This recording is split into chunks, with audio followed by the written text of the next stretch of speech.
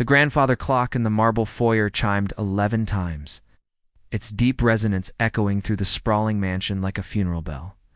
Victoria Chen moved silently through the dimly lit hallways, her soft-soled shoes making no sound against the polished hardwood floors. She had perfected this art of invisibility over the past 4 years, becoming a ghost who tidied, cleaned, and cared without ever being truly seen. Tonight felt different, though.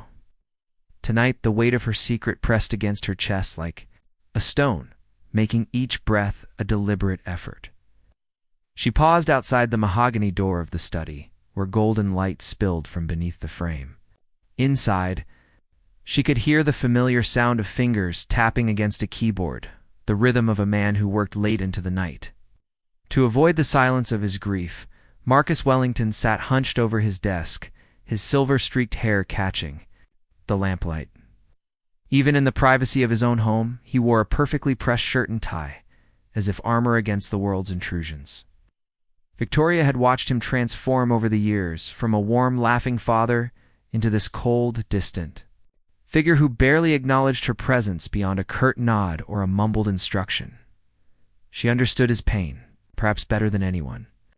After all, she carried her own burden of loss, one that had brought her to this very house under circumstances she had never dared reveal. Her fingers trembled as she clutched the manila envelope she had been carrying for weeks, its edges worn. From her nervous handling, the sound of small footsteps on the stairs made her turn. 8-year-old Grace Wellington descended slowly, her dark hair tousled from sleep, dragging a stuffed rabbit behind her. The child's eyes were wide and luminous in the dim light, holding a sadness that no child should know. "I can't sleep," Grace whispered, her voice barely audible. "I keep hearing Mama's music box, but Daddy put it away." Victoria's heart clenched. She knelt down to Grace's level, her voice gentle. "Would you like me to make you some warm milk with honey? Sometimes that helps chase the sad dreams away." Grace nodded, and Victoria led her toward the kitchen, her mind racing. This beautiful, innocent child had no idea that the woman who tucked her in each night, who remembered her favorite breakfast and knew exactly how she liked her bedtime stories, Reed was connected to her by bonds deeper than employment. As they walked past family portraits lining the hallway, Victoria's eyes lingered on one particular photo Grace as a baby, cradled in her late mother's arms. But it wasn't Mrs. Wellington's face that made Victoria's breath catch. It was the tiny birthmark on Grace's left shoulder, shaped like a crescent moon, visible even in the photograph, the same birthmark Victoria's sister had described in her.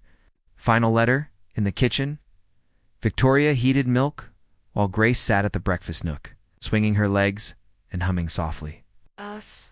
The child's presence was both a comfort and a torture, a daily reminder of the choice Victoria had made for years ago when she had seen the job advertisement for a live-in housekeeper. She had applied not for the generous salary or the beautiful home, but because she had recognized the address from adoption papers she had memorized by heart. "Victoria," Grace's voice interrupted her thoughts. "Do you think Mama can see us from heaven?" The question hit like a physical blow. Victoria set down the warm milk and sat beside the child, choosing her words carefully. "I think love doesn't disappear, even when people go away. I think it stays with us, in here." She placed her hand gently over Grace's heart. Grace leaned against her, and Victoria had to fight back tears. This child, her sister's child, her own flesh and blood, sought comfort from her every night, never knowing their true connection. It was both a gift and a cruelty that Victoria wasn't sure she could bear much longer. Tomorrow, she decided, watching Grace sip her milk with sleepy contentment, tomorrow she would find the courage to tell Marcus Wellington the truth that had been burning inside her for 4 long years. The truth about why she had really come to work in his home, and the shocking offer she was prepared to make not for money, not for position, but for love of a child who belonged to her family in ways he could never imagine.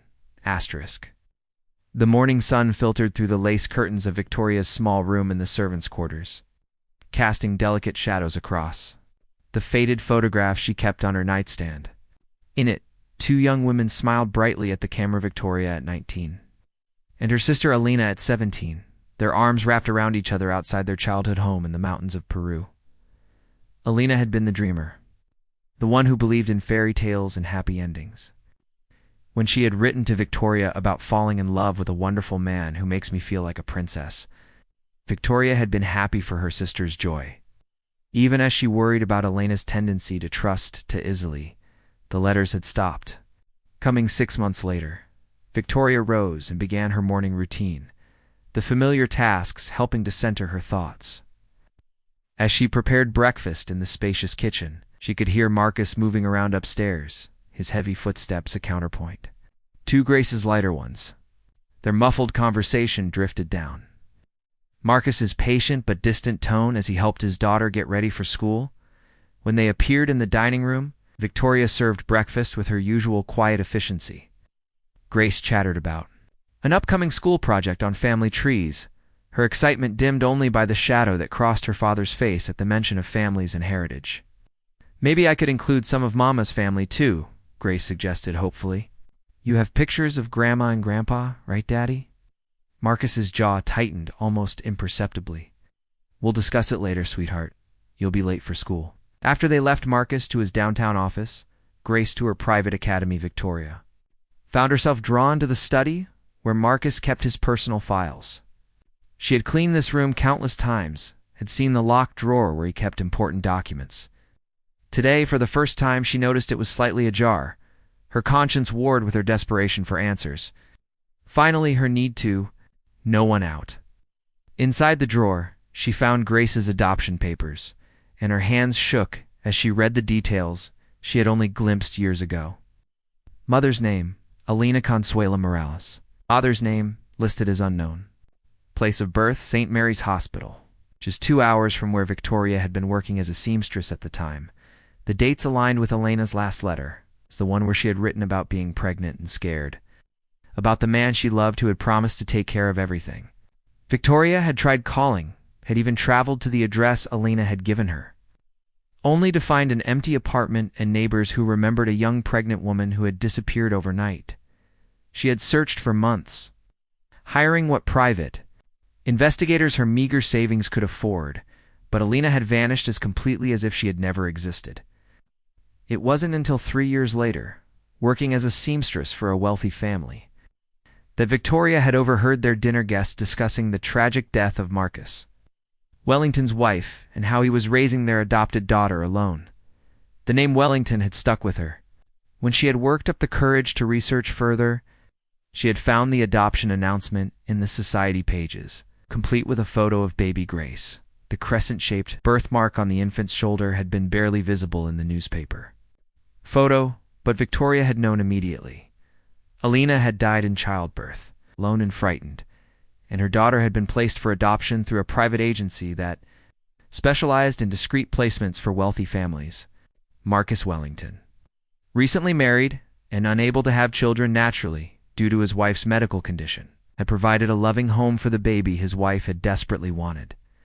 Now, standing in his study with the adoption papers in her hands, Victoria felt the full weight of the decision she had made 4 years ago.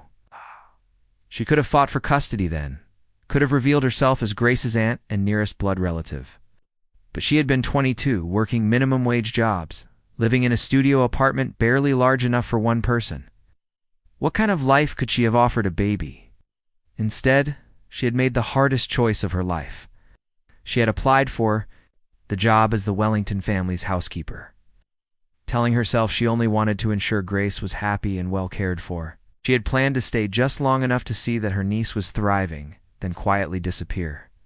But Grace had needed her. After losing the only mother she had ever known, the confused and grieving child had turned to Victoria for comfort in ways that broke and healed her heart simultaneously. And Victoria had stayed day after day, year after year, loving her sisters. Daughter from the shadows, while Marcus retreated deeper into his work and his grief, the sound of the front door closing startled her from her reverie. Marcus was home early, his voice calling out for Grace before he remembered she was still at school. Victoria quickly returned the papers to the drawer and hurried to the kitchen, her heart pounding with the knowledge that tonight she would finally find the courage to tell him everything. As she prepared his afternoon coffee, she practiced the words in her mind, trying to find a way to explain for years of deception. For years of living a lie that had been born from love and desperation. How do you tell a man that the woman who has been caring for his daughter is not just a housekeeper, but family he never knew existed? The evening rain drummed against the windows of the Wellington estate, creating a cocoon of intimacy within the grand house. Victoria moved through her duties with mechanical precision, but her mind was elsewhere, rehearsing conversations she had never dared to have.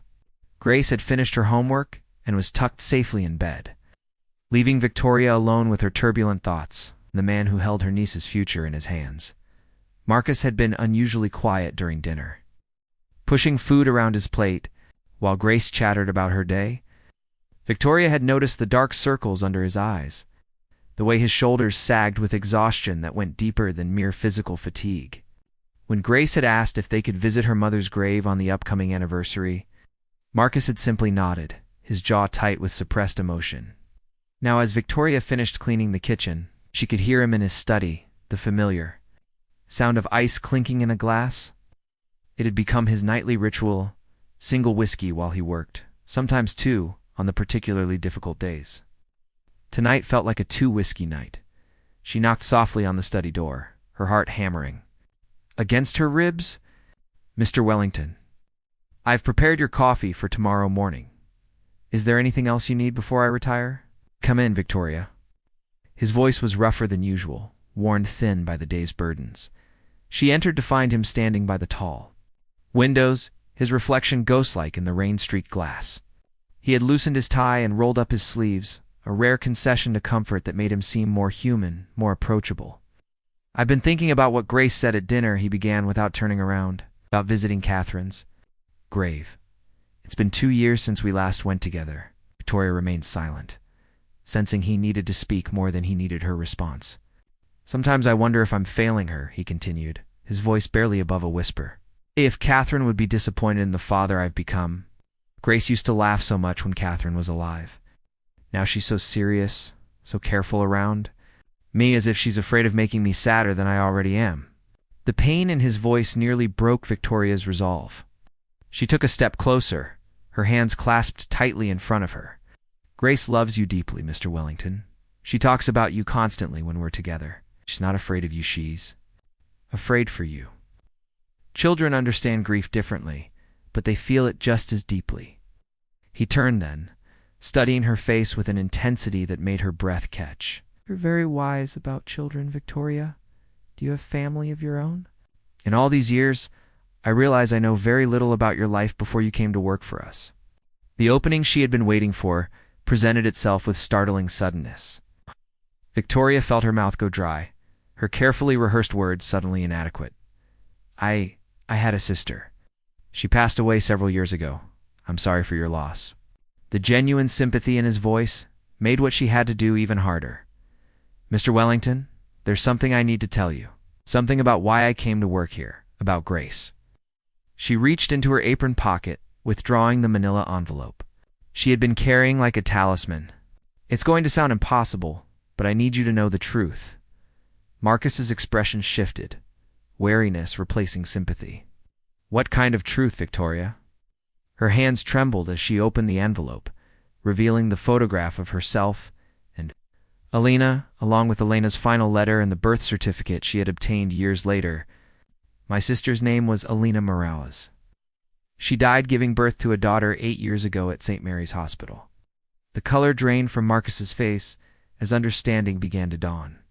He sank into his chair, his eyes fixed on the documents she placed carefully on his desk. "Grace is my niece," Victoria continued, her voice gaining strength now that the words were finally being spoken. "Elena was 17 when she got pregnant. She wrote to me about the man she loved, said he promised to take care of everything. She died alone, and her baby was placed for adoption through a private agency." Marcus picked up Elena's photograph with shaking hands, studying the young woman's face. "She has Grace's eyes," he whispered. "The same smile. I found out about the adoption 3 years after Elena died. By then, Grace was already part of your family, and you had lost your wife. I knew I had no legal claim, no way to provide for her the way you could, but I couldn't stay away completely. So you applied for the job as our housekeeper. His voice was flat, emotionless. I told myself I just wanted to make sure she was happy and safe. I planned to leave once I knew she was settled. But then Catherine became ill, and Grace was so lost and frightened. She needed someone, and Victoria's voice broke. I couldn't abandon her again. I couldn't lose what little connection I had to the only family I have left. Marcus stood, slowly walking to the window again. The silence stretched between them, filled only by the sound of rain and the tick of the grandfather clock in the hall. When he finally spoke, his voice was barely audible. For years, Victoria, for years you've been living in my house, caring for my daughter, knowing who you really were. How am I supposed to trust anything about this situation? The question hung in the air like an accusation, and Victoria realized that telling the truth was only the beginning of a much more complex and painful conversation. The morning after Victoria's revelation found the Wellington household wrapped in an uncomfortable tension that seemed to permeate every corner of the grand estate. Marcus had spent the night in his study, and Victoria had barely slept, her mind churning with regret and desperate hope. Grace, sensitive to the change in atmosphere, had eaten her breakfast quietly, her usual chatter replaced by worried glances between the two adults who formed the foundation of her small world.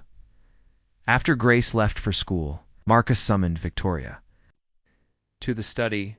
He sat behind his massive desk like a judge preparing to deliver a verdict while she stood before him, her hands folded, awaiting whatever consequences her honesty would bring. I've spent the night thinking about what you told me, Marcus began, his voice carefully controlled. I've called my lawyer, had him verify the documents you showed me. Everything checks out. Elena Morales was indeed Grace's birth mother, and you are her biological aunt. Victoria's heart sank at his formal tone. She had hoped that a night's reflection might have softened his reaction, but if anything, he seemed more distant than before. I need to understand your motivations, Victoria. You've been living here under false pretenses for 4 years. You've watched me struggle as a single father, watched Grace grieve for the only mother she's ever known, and you said nothing.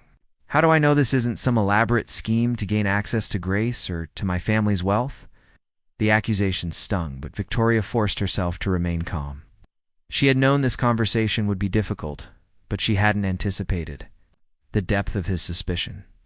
I understand why you would think that, she said quietly. But if I wanted money or recognition, I could have come forward immediately after Elena's death.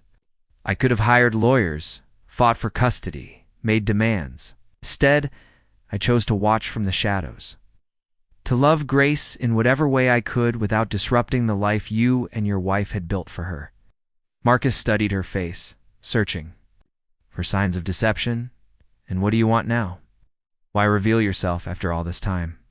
Victoria took a deep breath, knowing that her next words would either bridge the chasm between them or widen it beyond repair, because I can't bear the thought of losing her again. Not to boarding school, not to your family's expectations, not to the isolation that grief has built around both of you. She moved closer to the desk, her voice gaining strength. Grace needs more than a distant father and a staff of employees. She needs family who will fight for her happiness, who will see her for who she is, not what she represents. And you need help, Marcus. You're drowning in your grief and your responsibilities, and it's affecting Grace more than you realize. So what are you proposing? His tone was sharp, defensive. Victoria reached into her pocket and withdrew a legal document she had spent the morning drafting. I'm making you an offer, not a demand, not a threatened offer. She placed the paper on his desk, her hands trembling slightly. This is a formal renunciation of any legal claim I might have to Grace. I'm offering to sign away my rights as her biological family, with one condition. Marcus picked up the document, his eyes scanning the legal language with growing confusion. I don't understand. I want to remain in Grace's life, but not as her housekeeper. I want you to allow me to be her aunt, honestly. I want her to know who I am, to understand her connection to her birth mother's family.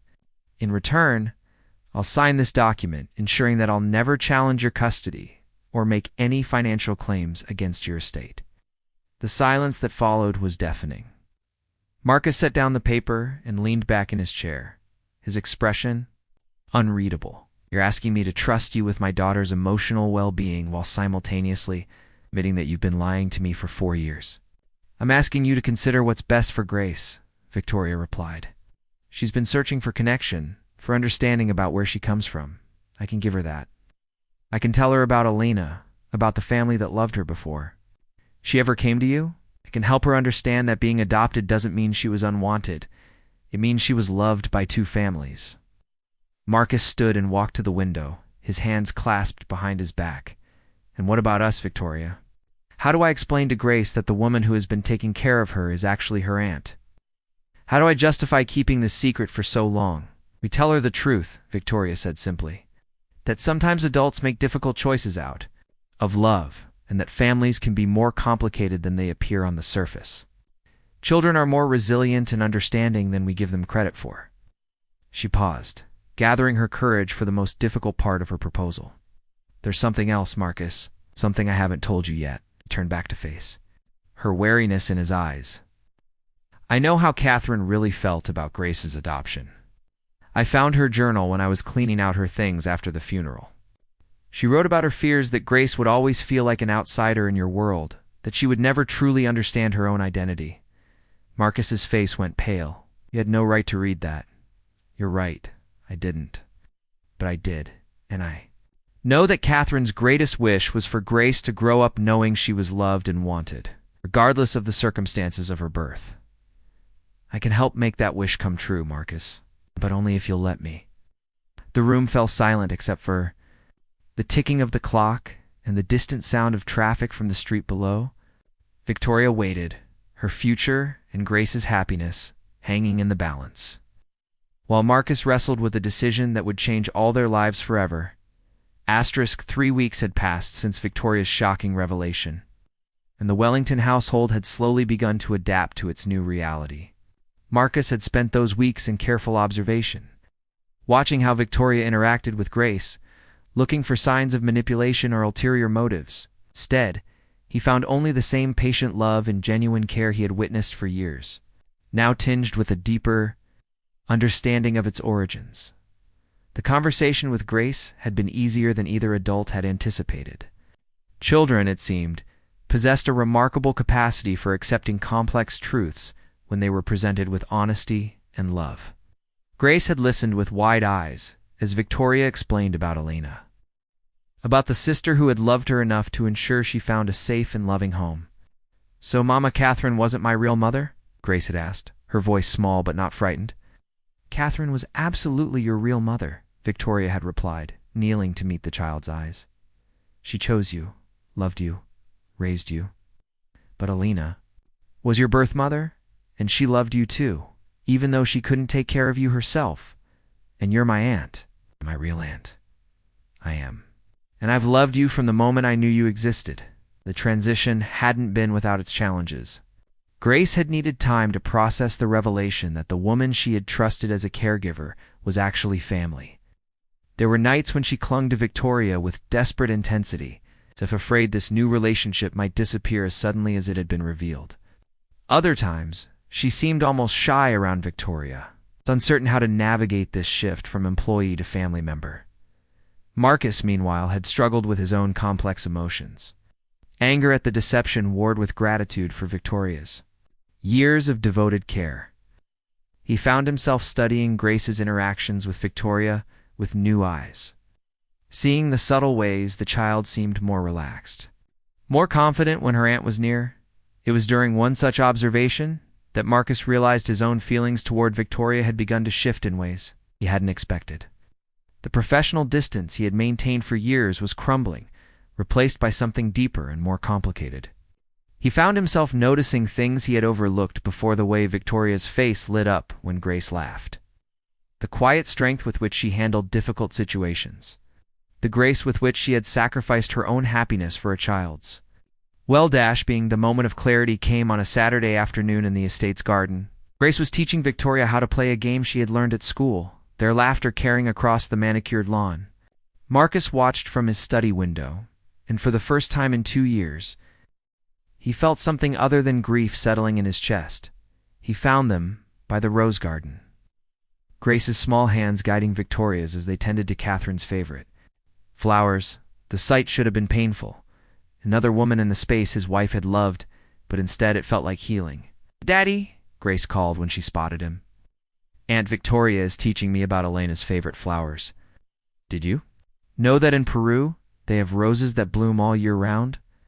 Marcus approached slowly, still learning to navigate this new dynamic. "I didn't know that," he said, his eyes meeting Victoria's over Grace's head.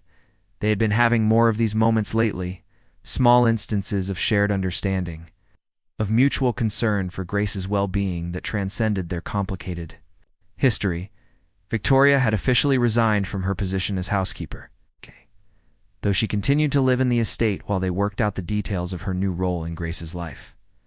That evening, after Grace was settled in bed with a story about Elena's childhood in the mountains of Peru, Marcus found Victoria on the terrace overlooking the city lights. She stood at the railing, her dark hair loose around her shoulders, no longer bound by the severe style she had worn as part of her housekeeper's uniform. "She's adjusting well," he said, joining her at the railing. "Children are remarkable," Victoria replied. "They accept love in whatever form it takes." They stood in comfortable silence for a moment before Marcus spoke again. "I owe you an apology, Victoria, for my suspicions, for questioning your motives. I can see now that everything you did was out of love for Grace." She turned to face him, surprise flickering in her dark eyes. "You don't know me anything, Marcus. You were protecting your daughter. I would have done the same, perhaps. But I also realize that Grace isn't the only one who's been adjusting to changes. I've been thinking about what comes next, about what kind of family we want to be." Victoria's breath caught slightly. "What do you mean?" Marcus took a step closer, his voice dropping to almost a whisper. "I mean that Grace deserves more than just a father and an aunt who happen to live in the same house. She deserves a family that chooses to be together, not just one bound by obligation or circumstance." The implications of his words hung in the air between them, full of possibility and hope. Victoria searched his face, looking for certainty in his expression. "Wait, are you saying?" "I'm saying that over the past few weeks I've come to realize that my feelings for you have changed. They've grown into something deeper than gratitude or respect. I think they have been growing for longer than I care to admit." Victoria's eyes filled with tears, but her smile was radiant. "I thought I was imagining it, the way you look at me sometimes, the way you've been including me in decisions about Grace, ... Marcus reached for her hand, intertwining their fingers. "Grace needs stability, love, and family. We can give her all of that. But more than that, I think we could build something beautiful together, something Catherine would have wanted for all of us." In the distance, they could hear Grace's voice calling from her bedroom window. "Daddy, Aunt Victoria. Come see the stars with me." They looked up to find the child leaning out her window, pointing excitedly at the night sky. Marcus and Victoria exchanged a look of perfect understanding before hurrying inside to join her.